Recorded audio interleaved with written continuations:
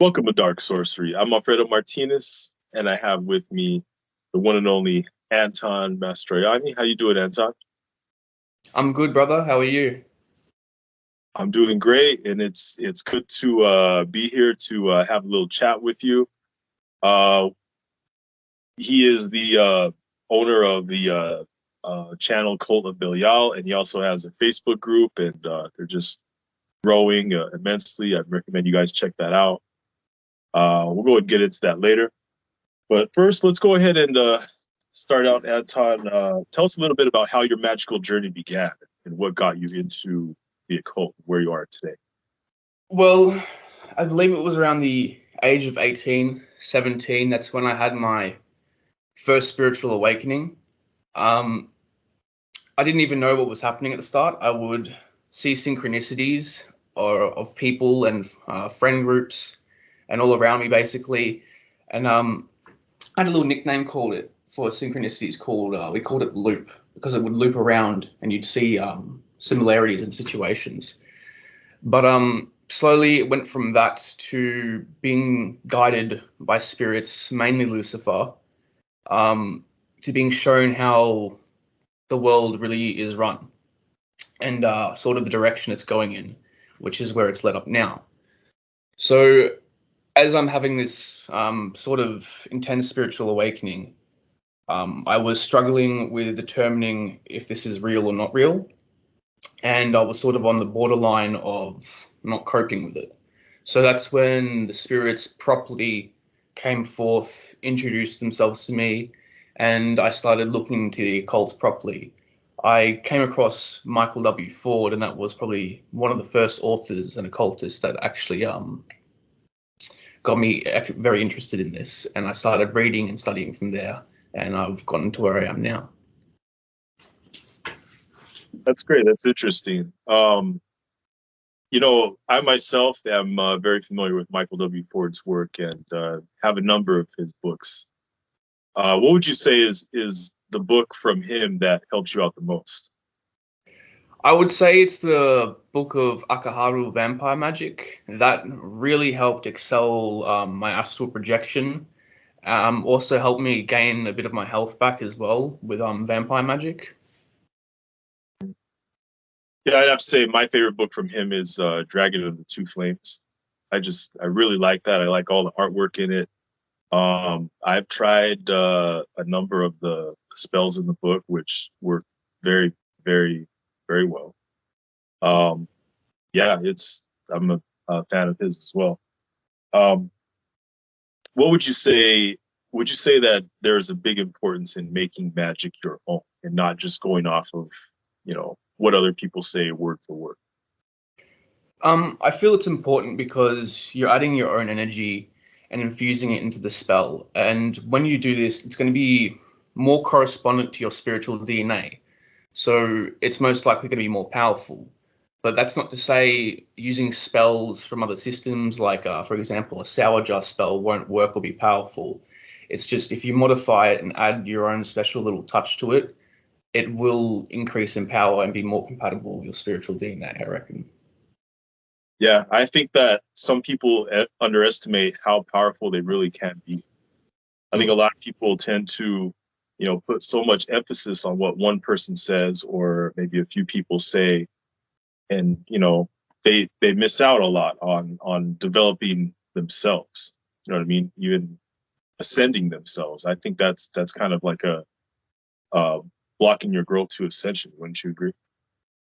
I 100% agree with that. This is a almost like a solitary path where we're meant to find ourselves, and that doesn't just mean shadow work and all that good stuff. It means creating your own style of magic, having your own way of doing things and understanding of things. So I 100% agree with that. Yeah, I would say in a way, I mean, it's kind of like it is, but not really kind of creating a new religion if you just go off of just what other people say and do. You know what I mean? You're just going through the motions. It's just another person saying it, Mary and all that. You know what I mean? It's kind of like, so I Yeah, I definitely know. what you're saying. Um, Now, as far as divination goes, What method of divination do you use mostly? Um, well, most of the time I get my answers just straight from channeling. I'll usually get like a vision or a projection, or they'll just straight up tell me. But the actual tools I'll use the most are pendulum and tarot cards, but mostly pendulum. Hmm. Yeah, I'm the same way. Um, is there any? Do you have any unique? Any? What? Excuse me. Give me your commentary on the tarot in general, and just how reliable you think it is, and yeah, your opinion on it, on the method in Um, general. I think it's very reliable, very accurate if you're able to shuffle correctly in a trance and feel when the time is correct to stop shuffling. Because there's been times I've shuffled and not focused correctly or gotten the right mindset, and I've pulled out a spread, and I've just Yeah. felt that this is not the right spread. I've just pulled it back and continued reshuffling until I felt it's the right spread that I've pulled. I personally don't know many spreads. It's something I should work on, but I mainly do single card pulls or past, present, future readings with tarot cards. Yeah.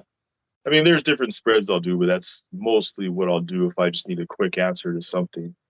But the thing is that I'm, I like a lot of, I can stare at some good artwork for a good amount of time. And Hmm. there's so many decks, what would you say is your favorite tarot deck? Um, Probably Judgment or the Death card. One of those two, I think. Mhm. What about Your you? favorite? I mean, I mean, like the deck in general, like the Rider Oh, Waite deck. probably that one, 100%. I've only used Aleister Crowley's deck. I can't remember the name of it, and the Rider-Waite one. So from my experiences with both of them, the Rider-Waite deck is my favorite. Yeah. Yeah, I enjoy the Rider Waite. I mean, it's pretty simple, but I would have to say, me personally, my favorite is the Necronomicon tarot, just because I like the artwork, and I'm able to get some very clear answers with it through the imagery, and I don't know, it just works out in my favor. I just like the energy of it, you know.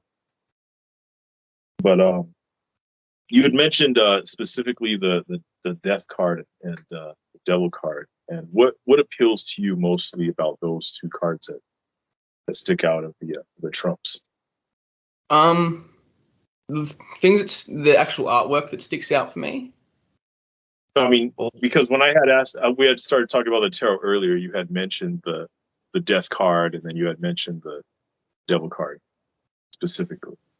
um, so my favorite thing, or the thing that sticks out most about the Death card, is what it symbolizes, of course. Right. Mainly people are afraid of death. They're afraid of what comes after, or if nothing comes after, right? But with the death card, it shows that death can be an illusion because most people, when it gets in their spread, they freak out. But they don't understand that death is a necessary thing and it's a part of nature and it's a balanced thing. It's all about dying off the old self or killing off the old self so we can transform and move forward like a snake when it sheds its skin. It's no longer that former snake, it's something brand new. The old snake died. So that's what really sticks out for me most with the death card, because when it appears in a reading, it means that significant and major changes are coming in someone's life. And just the energy of death, also Scorpio, I love all of it really. So yeah. Yeah. Great. Now let's talk a little bit about candle magic. So candle magic can be, it's something very simple, but everybody kind of has their own method of doing it. There's really no right, or I mean, there's really no one way to go about that. What type of candle magic do you tend to rely on most of the time when it's needed? And what would be, yeah, go ahead. Um, Mainly I'll consecrate the candle by pushing just my energy into it or calling upon a force that is different from my own. Say, for example, I want to do a healing spell or a protection spell. I'll call upon the powers of the sun in the middle of the day and I'll put the candles out and visualize a ray or a solar flare coming from the sun and touching the candle and imbuing it. From there, I'll add whatever herbs or oils correspond to whatever I'm working or doing. And as I'm lighting it, I'll light it and gaze into the flame. I will visualize what I want, visualize the target if it's a baneful working, and further push energy into the candle flame until it burns out. Yeah, it's it's interesting because the fact that so many cultures from all over the world point at fire as a gateway to the spirit world. I mean, even in just different cultures, like you take a look at in the Bible, you have Moses talking to the burning bush, and just different tales and stories of supernatural. Now, some people, the reason I asked is because some people, when they do candle magic, some people just don't focus on the candle itself. Some people will just focus on the flame and just work with the flame itself. But I'm guessing those are probably people who are more in tune with the element of fire, and more able to manipulate it better. But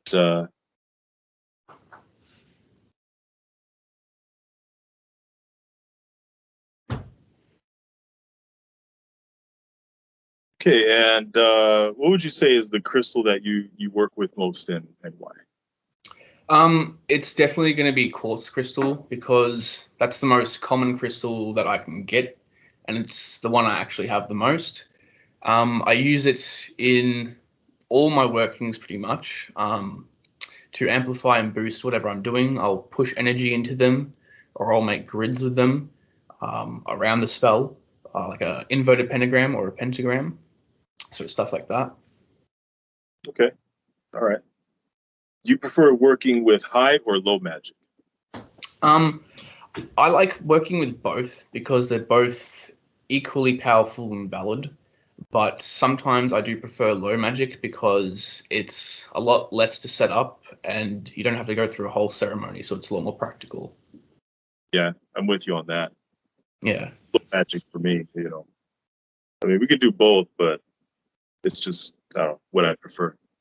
Now, do you prefer more working with a deity or working alone? I've never really worked alone. Since the start of all this, I did spirit work first before actually spell casting, and the spirits would guide me in all the spells I've done. Even if I try to do a spell without them, they'll just show up and start telling me kind of what to do and overseeing the whole operation. So yeah. I'm never really working alone. That's good. Me, it depends on the situation. Sometimes I'll work alone. Sometimes I'll work with the deity. But that's just the way I do things. But now, what I'd like to do is get your take on chaos magic. Kind of explain in a nutshell what chaos magic is to you and if it's applied throughout your life. Chaos magic to me is taking flavors from other systems of magic and adding it into your own recipe of a spell. It's taking bits from spells that you can see around different cultures, things that call to you or work for you, and incorporating them into something completely new. So it's almost chaotic in nature with the making and the designing of the spell, and the outcome generally brings results, for me at least. Yeah. Okay. I would say in a way, that's kind of a bit of every practitioner's life. I mean, whether they want to admit it or not, I think they end up doing it anyway. Yeah, 100%. But, now tell me a little bit of some moments during your magical path where you just went, holy shit, you just had like a holy shit moment in magic. Quite a few of those. Let me think. I've got two of them that are most memorable. One was when a glass just exploded in my kitchen, because when I don't do banishings or cleansings at least once a week or a fortnight, it gets built up pretty big in here, because these are beings of negativity, chaos, darkness, demons. Right. The energy that gets built up is destructive and chaos sometimes. So things will tend to move or break, sometimes blow up. The second one was when I went out one night and I met someone. And at the time, I had this familiar that I didn't know his name. He'd follow me around. He was like this little black shadow with a stereotypical pointy tail, really goofy character. And he'd sit there as I'm meeting this person, and he'd whisper in my ear, ask him if he's died, ask him if he's died. And I was like, I'm not asking him that. That's awkward. I've just met this person. But he kept pressing and pressing. So I was like, fine, I'll ask him. Just stop asking me. So I've asked this person if he died. He looks at me and looks at his friend. And he's like, who's this person and how does he know me? I'm sitting there like smiling, like going, all right, here we go. And as he's said, who's this person, I got a flash, like an energetic message from the familiar of how he died. And I saw like a cartoon needle, so to speak. So I asked him, like, did you die from this or almost die? And he started freaking out, going, yeah, like I died twice in the hospital bed. So the whole reason the familiar wanted me to do this is because he likes secrets. He likes to feed from people's secrets, but in turn heal them at the same time. So it was a really weird experience. Oh, that was interesting. Yeah, I've had. There's been a few times when I've been in temple during ritual, and then all of a sudden candle flame is that big. All of a sudden it goes that big. You know what I mean? Or almost hits the ceiling. I don't know if you've had that happen before. That's happened to me a few times. Have you had the sparks come from the candles as well, where it just yeah. Or it's like right when you say an incantation, and then all of a sudden there's a spark that shoots out of the candle. It's like a confirmation. I mean, I love when that happens. Me too. What would you say is your opinion on the future of magic and the occult community? Future of magic and the occult community. Where you the way I see it's going is interesting. It's taking a whole different turn almost. It's really breaking down barriers that have been placed before, like especially things that are like closed off to people. It's not as closed off. So it's definitely bringing in a lot more people than it was 10 years ago, I think. Yeah. But that's just my opinion. Yeah, I think so too. I think that it's changing, not only the way things are, the way people respond to situations, but just the mentality of the world in general is influenced in a big part that way. Would you say that it's headed in a more positive direction, or would you say that there's going to be a witch hunt or anything like that? It's possible there could be a witch hunt in the future. With events going on, it's starting to look closer and closer to that, but I'm hoping it won't. With here, at least where I live, there was, I think, someone who robbed a grave recently. They broke in, took 2 heads of dead people, and that went all over the news because they left candles and a crucifix there. And they were starting to blame a cult and witches for it around the area. And then copycats started copying it. So it can lead to that pretty quickly, I suppose. But I don't think it will, because people these days are more progressive in the way they think. They're more, how do I say, it's less taboo, I suppose, these days. Yeah, I see what you're saying. Okay. Now, okay, let's talk a little bit about your Facebook group and YouTube channel. They're both called Cult of Belial, and then you have Eternal Serpentry. And you go ahead and differentiate, between the two. Well, Cult of Belial is more a group and a place for people to come learn and share with each other and to Yeah. grow. It's mainly it's devoted for Belial, basically. He's the patron of the group, and my role is to essentially help people who seek him find him appropriately and safely.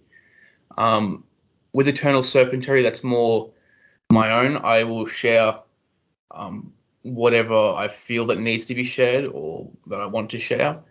Yeah. But I plan on working on a lot more content and doing a lot more work and working together with you. Yeah. Yeah. And I see that you're up and coming, and your platforms, some of your platforms seem to be growing fast. Um, and so that's why I thought it'd be a good idea for us to go ahead and do this video, and just start putting it out there that, you know, Dark Sorcery and Eternal Serpentry will be working together in the future. 100%. They might see us collabing more. Yeah, 100%. And what can we expect from you in the future? Um, I'm not sure what to say to that one. You can expect me to just be me and to share knowledge. Just keep doing what you're doing. Yep, just keeping it real. So, yeah, you're doing a good job at it. It's definitely paying off. So Thank you. I'd like to thank everyone for tuning in. Thank you, Anton. It's good to have a chat with you. Thank you. It was good doing this. Yeah, definitely. It's been fun. And go ahead and like and subscribe to Dark Sorcery and Eternal Serpentry, everyone out there. Have a good day.